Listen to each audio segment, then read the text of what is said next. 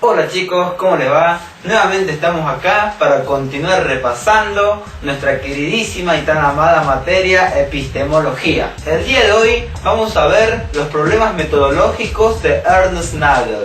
Ernst Nagel fue un filósofo de origen checo, pero criado en Estados Unidos, que no tuvo mejor idea que meterse en esta cartilla y darnos más tarea.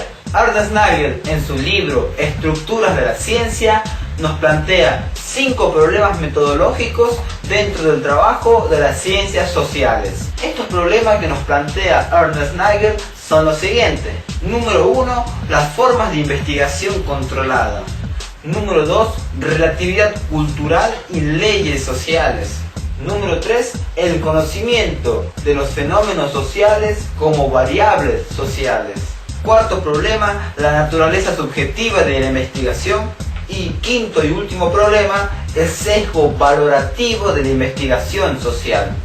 A continuación voy a explicar cada uno de los problemas, dando ejemplos, dando a entender lo que quiere decir Ernst Nagel dentro de su libro Estructura de las Ciencias. Cuando hablamos de la forma de investigación controlada, estamos hablando automáticamente de cuáles son los errores del investigador dentro de su manera de recoger datos. Por ejemplo, cuando queremos recoger datos mediante la experimentación con entes sociales, pueden surgir dos problemáticas, dos barreras que impiden a nosotros a llegar al conocimiento estrictamente objetivo respecto de las ciencias sociales. Estas problemáticas pueden ser las siguientes. El poder modificativo que tiene el investigador a la hora de acercarse a su objeto de estudio, y el segundo problema, que sería el hecho de que no se puede reconstruir hechos ya pasados de la historia dentro de un ámbito de experimentación controlada. El principal foco de problema dentro de este ámbito sería entonces el hecho que no se puede experimentar con personas, tanto por motivos éticos como por problemas metodológicos. Cuando hablamos de problemas éticos, estamos hablando de aquellos problemas que nos impiden experimentar con personas, puesto que a la hora de considerar al ser humano como una persona poseedora de derechos, poseedora de dignidades, no se puede experimentar con una persona como si se tratara de una rata, como si se tratara de algún animal de la naturaleza o de alguna planta. Y respecto del problema metodológico, es el hecho de que el ser humano, el investigador, al investigar a otro ser humano, este ser humano investigado cambia su comportamiento, puesto que le incomodamos como investigador, puesto que no les gusta ser investigado, etc. Por ejemplo, si llegara un investigador social a nuestro curso y quisiera recolectar datos sobre nuestra conducta, sobre nuestro sistema de aprendizaje, automáticamente ¿qué pasa? Modificamos nuestra conducta, se portamos bien, no somos juiciosos, tratamos de ser aplicados, etc. Ahí se dan cuenta que cuando estamos frente al investigador y sabemos que esa persona nos está investigando, nos está analizando, nosotros estamos cambiando nuestra conducta, estamos modificando nuestra manera de ser cotidiana y real, de manera que este investigador no va a poder sacar una realidad concreta respecto de nuestra conducta, de nuestro comportamiento en el curso. Y el segundo problema que se desprende de la misma experimentación es que no podemos recrear hechos pasados para analizarlos en el presente. En el caso de las ciencias naturales, podemos continuamente recrear fenómenos de fusión entre metales, podemos recrear fenómenos de crecimiento y germinación de semillas, etc. Pero los fenómenos sociales, ¿los podemos recrear en un ambiente de experimentación? ¿Podríamos recrear acaso la conducta y el comportamiento de las personas en la Revolución Francesa? ¿O podríamos recrear de qué manera y bajo qué contexto todas las situaciones emocionales, todas las situaciones personales y sociales que influyeron y que tuvieron medida dentro de la caída del muro de Berlín? Entonces nos damos cuenta de que es imposible recrear hechos sociales pasados. Por lo tanto, no podemos experimentar con hechos sociales que ya pasaron, con hechos sociales que hoy ya no son visibles, que hoy ya no son simplemente rastros del pasado y que lo único que podemos interpretar son documentos, testimonios, entrevistas a personas que estuvieron en ese momento y que es la única medida en la que nosotros encontramos algún tipo de dato para lograr recibir información de cómo fue el comportamiento, de cómo fue la manera de actuar de estas personas durante cierto o tal hecho histórico social. Pero respecto a las experimentaciones con personas actuales, y hablando de esto, de que el investigador al acercarse a su objeto de estudio cambia su conducta, el objeto de estudio, podemos plantear una situación, podemos plantear una solución a este problema. Si bien nosotros no podemos ser experimentados, no nos pueden meter dentro de un laboratorio para experimentar nuestra conducta y situaciones emocionales frente a determinados factores ambientales, lo que pueden hacer los investigadores es investigar nuestra conducta desde una manera que nosotros no sepamos que estamos siendo investigados, cosa que nuestra conducta no se modifique, nuestro comportamiento sea el real y el natural que tenemos siempre.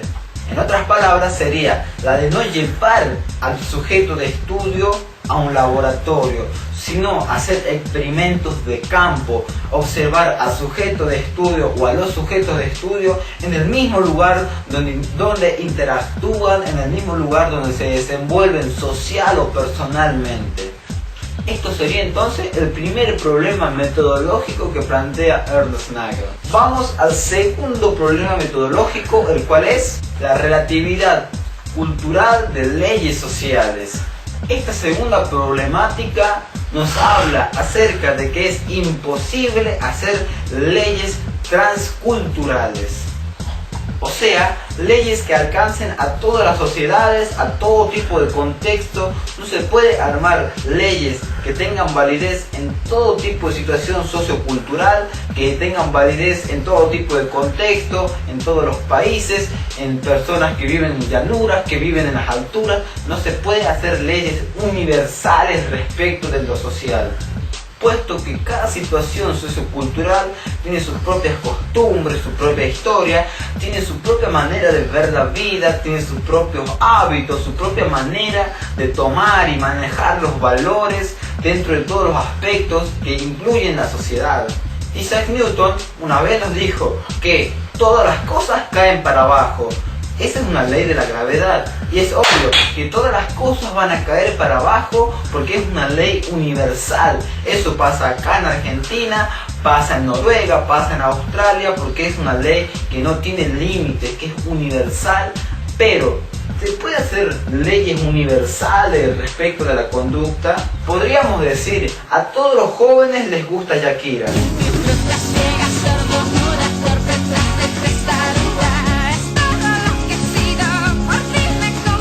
Todas las personas que estudian psicología tienen más de 2 hermanos. Leyes como estas son imposibles de aplicar. ¿Por qué? Porque a niveles sociales y culturales hay diversidad de situaciones en la cual en cierto aspecto, en cierto punto puede hacer que tenga cierta validez. O sea, parcialmente puede ser de que tal o cual ley social tenga validez, pero a nivel universal no. Para este problema, Ernst Nagel nos propone la siguiente solución, que sería la formulación de leyes para casos ideales, lo que equivale a decir que se formulan leyes en relación a pensar casos en condiciones extremas, puesto que estos raramente se pueden dar en la vida real. Por ejemplo, si decimos, toda persona que se suicida anteriormente pasó por una etapa depresiva. Esto podría ser una ley, digamos, universalizada, en la cual sí es extrema la idea y se puede usar a nivel social como una ley social universal, pero solamente en este estricto caso de un caso extremo de la situación de cierto o tal persona en determinado contexto. Vamos entonces ahora al tercer problema metodológico, el cual es el conocimiento de los fenómenos sociales como variables sociales. Cuando hablamos del tercer problema, nos estamos refiriendo automáticamente al hecho de que el objeto de estudio, las personas, al saber que están siendo investigadas, cambian su conducta. Y si cambian su conducta, automáticamente el conocimiento que se está obteniendo es falso. O en otro caso bastante parecido, una vez que se tiene el resultado de una investigación y el sujeto aprehende este resultado, lo observa y puede cambiar su conducta. Por ejemplo, después de un trabajo investigativo, un investigador puede afirmar que todos los jóvenes y adolescentes que son de la cultura emo tienden a tener tendencias depresivas y autodestructivas. Un adolescente que corresponde a esta categoría podría cambiar su conducta, podría dejar de ser una persona depresiva, por decirlo de alguna manera, sin ofender a nadie, por favor, no lo malinterpreten, podría cambiar su conducta a fin de que, sin saberlo, invalida el conocimiento del investigador que lo investigó. Por lo tanto, ese conocimiento que dice que las personas y jóvenes que corresponden a la cultura emo tienen conductas depresivas, automáticamente queda invalidado por el mero hecho de que si no hay concordancia entre lo que se dice y entre lo que es realmente, esa hipótesis, esa teoría se rompe totalmente. En esta situación en la que el sujeto de investigación cambia su conducta al saber el resultado de la investigación, se le llama predicción suicida. Pero otra solución que propone Ernst Nagel es la profecía autorrealizadora. Autorrealizadora es cuando el investigador publica algo contrario al resultado que obtuvo en su investigación, de manera tal que el sujeto de estudio, al saber esta información falsa, cambia su conducta, de manera tal que por hacer lo contrario al resultado obtenido, al resultado publicado, termina por tomar la conducta real del resultado que obtuvo el investigador. Por dar un pequeño ejemplo sería el siguiente: un investigador, después de mucha investigación, obtiene el resultado de que a todos los niños entre 5 y 10 años les gusta piñón fijo. Chuchuá, chuchuá, chuchuá, guá, guá. Pero a la hora de publicar su resultado, va a publicar otra cosa. Puede decir de que a todos los niños entre 5 y 10 años les gusta Panam. Entonces, los niños, al saber el resultado de que saben lo que les gusta, pueden decir: no, voy a cambiar. Entonces los objetos de investigación, al saber el resultado de la investigación, cambian su conducta respecto del resultado publicado. Y al ver de que el resultado dice que a todos los niños les gusta Panam, automáticamente empiezan a gustar de piñón fijo. Y se dan cuenta que esta vez que ahora les gusta piñón fijo, llegan a tener la misma conducta que había objetivizado el investigador, pero de manera tal que los chicos, sin querer, cambiaron su conducta, poniéndola al lado, poniéndola viento en popa respecto del investigador. Pero hay que reconocer que más allá de que las personas quieran cambiar su conducta respecto de la publicación del conocimiento que ya fue publicado, hay fuerzas mucho más poderosas que les impiden cambiar su conducta. Llámese fuerzas culturales, religiosas, históricas, tradicionales, que le impiden al objeto de estudio modificarse, que le impiden cambiar su comportamiento, puesto que están atados a ciertos condicionamientos ambientales, están atados a ciertos condicionamientos socioculturales que les impide cambiar, que les impide modificarse. Cuarto problema metodológico, el cual es la naturaleza subjetiva de los temas de estudio social. Cuando hablamos de naturaleza subjetiva de los temas de estudio social, estamos hablando acerca de que el investigador, a la hora de investigar, tiene su planteamiento previo, tiene su previsión, tiene su preámbulo, en la cual él selecciona cierto o tal tema de un contexto social porque dentro de sí ya tiene una carga valorativa, tiene una inclinación. No confundamos este cuarto problema con el quinto, que medio que se le parece. Dice Ernst Nagel que la selección de un tema tiene subjetividad, que el investigador, al investigar cierto aspecto del ambiente social, tiene su subjetividad, que tiene su inclinación a la hora de elegir determinado tema de un aspecto humano, de un aspecto social. Por ejemplo, John Watson estudió psicología, pero el principal foco de atención para él era la conducta.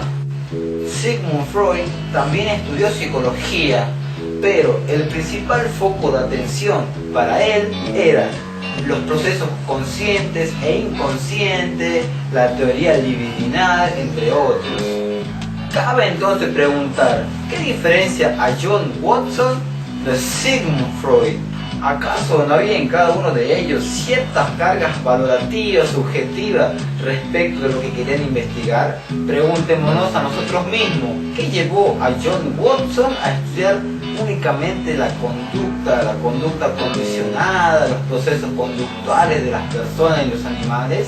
¿Qué llevó a Sigmund Freud a analizar los sueños, a interpretarlos, a encontrar sentidos motivacionales inconscientes dentro de los procesos mentales humanos? Esto es entonces la selección subjetiva dentro de los temas que se pretende estudiar.